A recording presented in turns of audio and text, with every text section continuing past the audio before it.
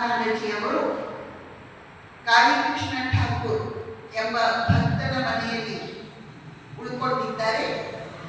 ಅಲ್ಲಿ ಅವರು ಒಂದು ಕೋಣೆಯಲ್ಲಿ ಕುಳಿತುಕೊಂಡಿದ್ದಾರೆ. ಎದುರುಗಡೆ ಎಲ್ಲ ಭಕ್ತರು, ಶಿಷ್ಯರು, ಅಭಿಮಾನಿಗಳು ಕುಳಿತುಕೊಂಡಿದ್ದಾರೆ.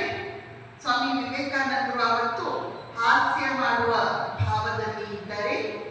ಅದಕ್ಕೆ ಅವರು ಸ್ವಾಮಿ ಶಿವಾನಂದರ ಹತ್ರ ಹೇಳ್ತಾರೆ, ಏನಂತೀಯ, ನನ್ನನ್ನು ರಾಕ್ಷಸರ ಗುರು ಅಂತ ಕರೆಯೋಲ್ವಾ ಅಂತ ಹೇಳ್ತಾ ಇದ್ದಾರೆ.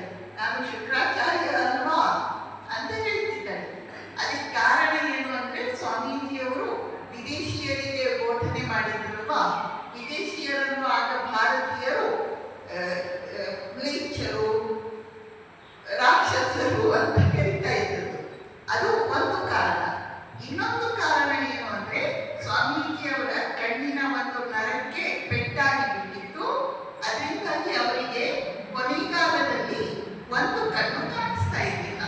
ಶುಕ್ರಾಚಾರ್ಯರಿಗೆ ಒಂದೇ ಕಣ್ಣಲ್ವಾ, ಅದಕ್ಕಾಗಿ ಸ್ವಾಮೀಜಿಯವರು ತಮ್ಮನ್ನು ತಾವು ಶುಕ್ರಾಚಾರ್ಯರು, ರಾಕ್ಷಸರ ಗುರು ಅಂತ ಹಾಸ್ಯ ಮಾಡ್ತಾ ಇದ್ದಾರೆ.